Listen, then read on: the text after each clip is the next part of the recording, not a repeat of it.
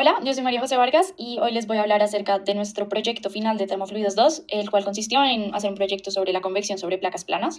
Este es nuestro código, pero la intención del video es mostrar qué es lo que está pasando físicamente y cuál es el fenómeno físico que está modelando todas estas gráficas y todo este código que realizamos.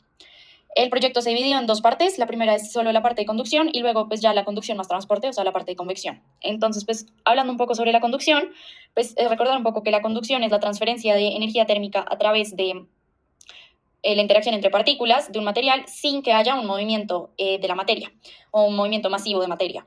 Esto es muy importante porque lo que diferencia la conducción de la convección es que en la conducción no hay transporte, no se transporta la materia, digamos, de izquierda a derecha, no hay movimiento en el eje X, y pues eso se puede asociar a que la velocidad del fluido es cero. Entonces, pues el fluido que existe ahí, el aire, lo que sea que pues esté sobre esa placa caliente, no se está moviendo. Esto se puede modelar como en este dibujo de acá, donde pues es una placa a temperatura 1 y la temperatura en cualquier otra parte fuera de la placa es 0. Entonces, pues en esta parte de aquí se modeló pues la placa de esta manera y el proceso lo escribimos con la ecuación de calor pues nombrada previamente, la ecuación que siempre hemos utilizado pues en clase, donde alfa es pues el coeficiente de difusividad térmica y básicamente o físicamente lo que está queriendo decir esta ecuación es que la temperatura cambia en el tiempo porque el calor se difunde de las zonas más calientes a las zonas más frías.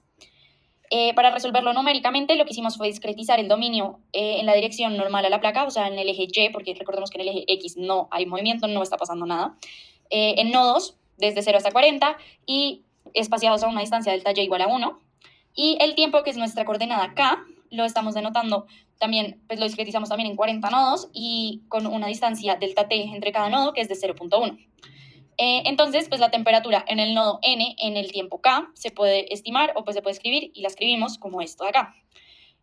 La condición inicial pues de esto fue que la temperatura era 0, o sea, en el instante en el que se calienta la placa, el nodo en la pared tiene una temperatura igual a 1 y en todos los nodos alejados de la placa, en cualquier instante la temperatura va a ser 0. Entonces, pues aplicando pues, las diferencias finitas para encontrar por la segunda derivada y demás, se llegó a esta ecuación.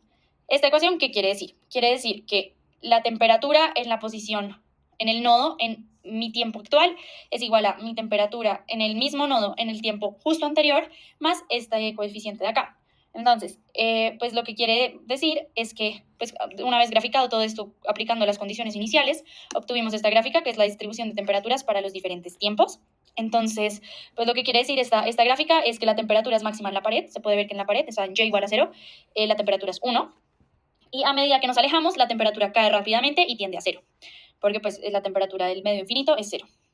También se puede ver que con el tiempo, además, o sea, todas las distribuciones de temperatura pues van de 0 a 1, pero con el tiempo ya no es tan, digamos, no es tan marcada esta diferencia entre 0 y 1, sino que la curva se va como, se va encorvando, digamos, cada línea.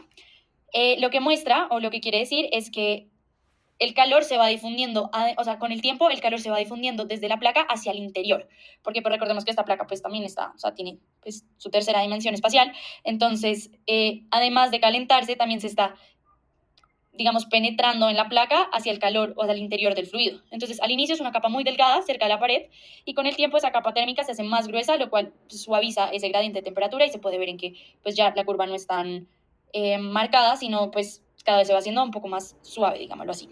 Con esto fue posible calcular el coeficiente de convección, pues H, para el caso en el que solo hay conducción.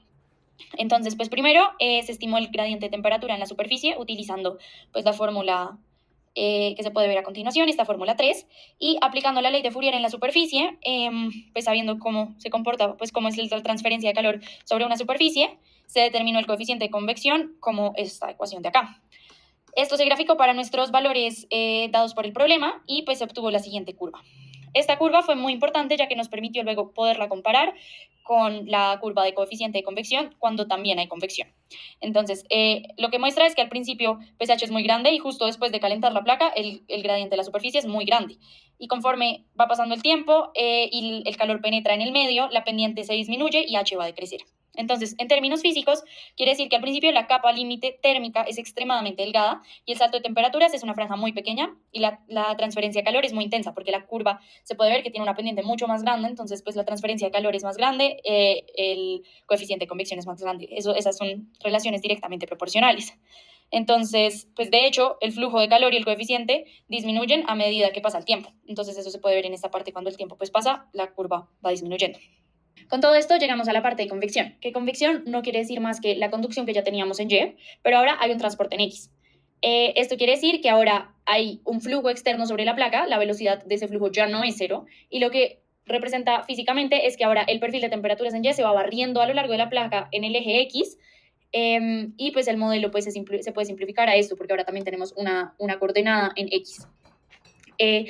Esto quiere decir que en cada paso de tiempo, el perfil TY que ya estaba en X se desplaza a una distancia delta X por U por delta T, que U es mi nueva variable ahora que va a ser la velocidad del fluido. Cuando discretizamos nuevamente en los 40 nodos, etc., la ecuación se va a convertir en esta ecuación de acá. Esta ecuación, pues, ¿qué quiere decir? Esta ecuación indica que la temperatura en mi columna J en mi tiempo K más 1 es igual a la temperatura que había en la columna anterior en mi tiempo actual. Entonces, la columna J igual a 0, pues para entrar un poco en contexto, representa el fluido que está entrando, que llega frío a pues, la temperatura infinita. Numéricamente, esto quiere decir que en cada paso, pues vamos a hacer dos partes secuenciales. El primero es el transporte en X. Acá está. Construimos entonces un campo intermedio, que lo vamos a llamar T de transferencia, desplazando todas las columnas una celda hacia la derecha e imponiendo un fluido sobre esa nueva entrada. Luego, aparece la conducción en Y. Entonces nos movemos en X, luego nos movemos en Y. ¿En Y qué pasa? Que sobre ese campo transportado aplicamos exactamente la misma ecuación que hicimos en la parte de difusión pura o de conducción pura. Pues siempre respetando que pues en Y igual a 0 la temperatura es T de la pared, T1, o sea 1, y la temperatura en el medio pues está infinito, o sea 0. Y se repitió ese ciclo para 50 tiempos. Esto nos obtuvo, pues moviendo estos 50, o sea, realizando este paso para 50 tiempos, el perfil se va a ir moviendo a lo largo de X y difundiendo en Y. Y para tiempos suficientemente grandes, el régimen térmico a lo largo de esta placa es casi estacionario. Entonces, con este campo de temperaturas ya con convección, se calculó nuevamente el gradiente en la pared y definimos el coeficiente de convección local, como esta ecuación de acá, y la graficamos. Entonces, esta gráfica es muy parecida a la gráfica de pues, H cuando solo había conducción, pero muestra pues, que es máximo cerca del borde, donde la capa límite es muy delgada, y a medida que avanzamos en X, pues el perfil se engorda, el gradiente en la pared disminuye y H pues, cae de forma muy monótona. Para analizar la dependencia de H, se graficó esta gráfica acá, muy importante, que es H versus 1 sobre raíz de X. Esta pues, gráfica se puede ver que pues, no es casi perfecta, pero los puntos se alinean casi en una curva lineal, lo que indica que hay una relación directamente proporcional entre H y 1 sobre raíz de X. Y luego lo que hicimos fue comparar ese valor con el H, lo que hicimos pues comparar nuestro valor de H para conducción con el de convección. Y pues podemos ver que la gráfica de comparación, las dos curvas prácticamente que se superponen, lo que nos dice que nuestro modelo reproduce muy bien la ley clásica de convección sobre una placa. Y pues el coeficiente local cae como 1 sobre raíz de X, que fue lo que obtuvimos arriba. Ya con eso, pues pudimos calcular la siguiente parte, que fue la capa límite. Entonces, lo que hicimos en esta parte fue caracterizar, pues una forma para mejorar la caracterización de la convección fue definir el espesor de la capa límite térmica como el valor en Y para el cual la temperatura alcanza el 5% de la diferencia entre la placa y el fluido. Entonces, en nuestro caso, pues la temperatura de la pared es 1, la temperatura al infinito es 0, entonces se busca un Y tal que mi temperatura en X, Y y en ese tiempo sea igual a 0.05. Entonces, numéricamente, para cada posición en X, el tiempo final pues va a ser 50 veces T y vamos a localizarlo en la malla del intervalo donde la temperatura cruza el 0.05 y ahí lo que hicimos fue hacer una interpolación lineal para obtener un valor continuo. Entonces, pues, realizamos la primera gráfica que fue el espesor de la capa límite térmica versus X, lo cual muestra que muy cerca del borde, pues este valor es muy pequeño y a medida que avanzamos en X, la capa límite crece, pero la curva se va aplanando y la capa sigue aumentando, aunque cada vez más despacio. Y cuando graficamos este delta versus raíz de X, los puntos, pues digamos que prácticamente se unen sobre una línea casi recta, lo que sugiere que pues hay una relación directamente proporcional. Y pues finalmente lo que hicimos fue mirar el producto. ¿Qué pasa cuando multiplicamos este delta por H? Entonces, lo que pasó fue que En esta gráfica correspondiente se ve que para un X suficientemente grande, el producto es casi constante con variaciones relativamente pequeñas. Esto lo podemos ver en el código. Y pues físicamente significa que cuando la capa límite es muy delgada, H es muy grande, y cuando la capa límite es muy gruesa, H disminuye. Entonces hay una relación inversa entre estas dos variables y el producto H se mantiene aproximadamente constante. O sea, el producto cuando hago delta por H se mantiene constante, lo que es coherente con la idea pues, de que H es igual a o es proporcional a K sobre delta. Entonces, eso quiere decir que la transferencia de calor es inversamente proporcional al espesor de la capa límite térmica. Ahora, en esta parte queríamos entender qué cambia cuando aumento la velocidad del flujo U infinito sobre la placa. Entonces, hasta ahora ya habíamos visto qué pasaba cuando U infinito era igual a 1, y de ahí habíamos podido entender la relación de X igual a U infinito por T. Pues lo que hicimos es que ahora, ¿qué pasaría? Pues si U infinito ya no es 1, sino es 2 o 3. Entonces la clave estaba en entender pues que U infinito solo depende en la coordenada X, porque X es igual a U infinito por T. Esto físicamente significa que lo que controla la forma del perfil es el tiempo de residencia de una partícula de fluido sobre la placa. Esto quiere decir que para un mismo punto en X, si el flujo es más rápido, esa partícula ha pasado menos tiempo en contacto con la superficie caliente. O sea, el fluido no alcanza a calentarse por completo o a calentarse tanto, y la capa límite o la capa caliente es mucho más delgada. Entonces, lo que hicimos en primer lugar pues, fue graficar cómo se vería el coeficiente de convección para diferentes velocidades. Entonces, numéricamente, pues se calculó una sola vez H y delta con el esquema normal que ya habíamos hecho de conducción más transporte, y luego se redefinió esa coordenada donde aparecía U infinito. Entonces se cambió por el X correspondiente para diferentes U's y se graficaron pues para las mismas curvas, pero pues para estos diferentes valores. Con eso se obtuvo la siguiente gráfica, la que podemos ver acá. Entonces lo que pues, se puede observar de la gráfica es que todas las curvas decrecen con raíz, o sea, todas las curvas decrecen con X, pero para un mismo punto a lo largo de la placa, la curva con mayor velocidad queda más arriba. Entonces esto refleja que donde la capa límite es más delgada, el gradiente de temperatura en la pared es mayor y por lo tanto el flujo de calor y el coeficiente de H son más grandes. Y pues a partir de la relación de que X es igual a U infinito por T y de que la conducción pura, pues ya teníamos que H es proporcional a 1 sobre raíz de T, pues se dedujo esta ley general de que depende realmente H. Esto quiere decir que H aumenta con la raíz de la velocidad y disminuye como 1 sobre raíz de X. Para el siguiente punto se pedía la misma idea, pero ahora para el espesor de la capa límite térmica. De ahí que llegamos a esta gráfica. Pues de la parte de solo conducción ya sabíamos que el frente térmico va a crecer como delta proporcional a raíz de T. Es decir, que cuanto más tiempo pasa, es más profundo lo que penetra el calor en el fluido.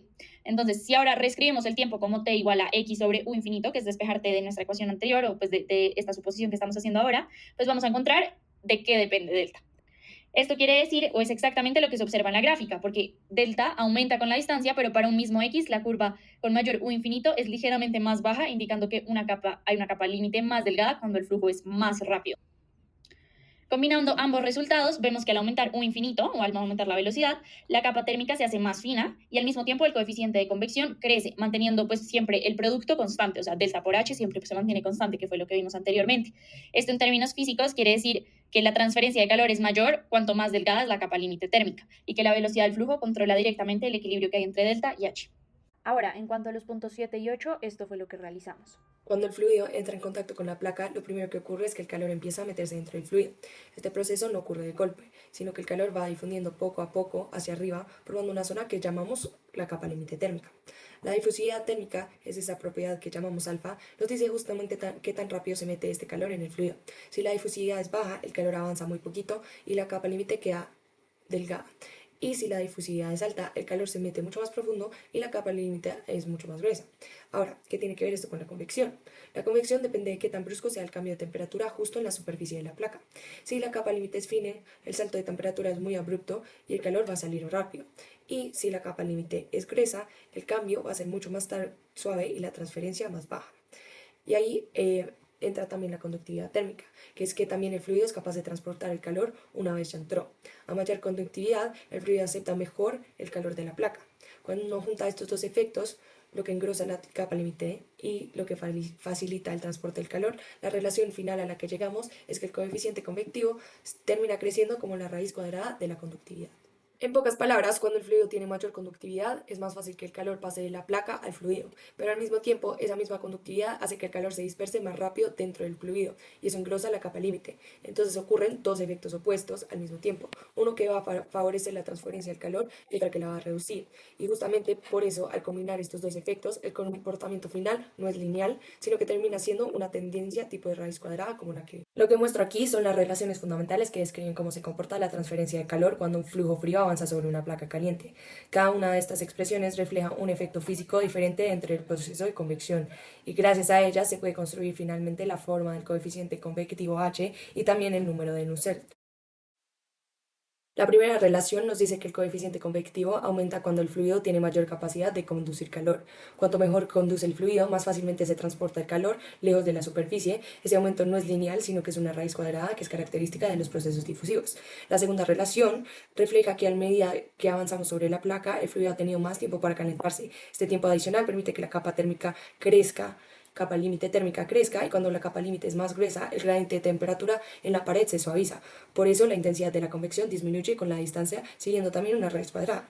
La tercera relación muestra cómo la velocidad del flujo también controla la transferencia del calor. Si el flujo es rápido, cada partícula del fluido pasa muy poco tiempo sobre la placa antes de ser reemplazada por un fluido frío. Eso mantiene la capa límite muy delgada y la transferencia del calor muy intensa. Por eso H aumenta con la raíz cuadrada de la velocidad. Y la cuarta relación describe cómo la difusividad térmica controla la profundidad a la que el calor logra penetrar el fluido. Con mayor difusividad, el calor se propaga más rápido hacia el interior y la capa límite térmica se vuelve más gruesa. Una capa límite más grande significa un gradiente menor en la superficie, lo cual reduce la intensidad de la convección. Cuando combinamos estas cuatro dependencias, la conductividad, la distancia recorrida, la velocidad del flujo y la difusividad térmica, obtenemos la expresión general de coeficiente convectivo que podemos ver. Esta expresión resume perfectamente la competencia entre el transporte de flujo, que tiende a mantener la capa límite delgada, y la difusión de calor, que tiende a engrosarla. Finalmente, al trasladar este comportamiento al número de Nusselt, que compara la convección contra la conducción pura, obtenemos la última fórmula que pueden ver. Este número adimensional expresa de forma compacta cómo a lo largo de la placa la interacción entre la difusión térmica y el transporte del fluido determina la intensidad de la transferencia de calor.